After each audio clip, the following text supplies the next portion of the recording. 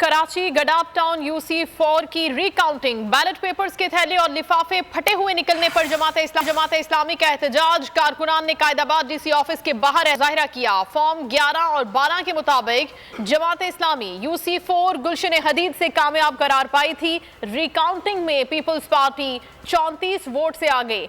5 polling station की गिनती अभी होनी है।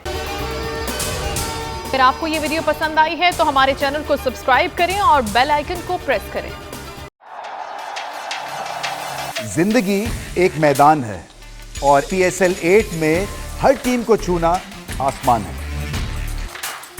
6 टीमों के बीच धुआंधार लड़ाई।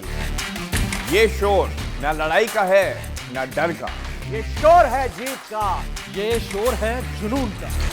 खेल का जुनून रोजाना रात 11 बजे सिर्फ बोल न्यूज पर।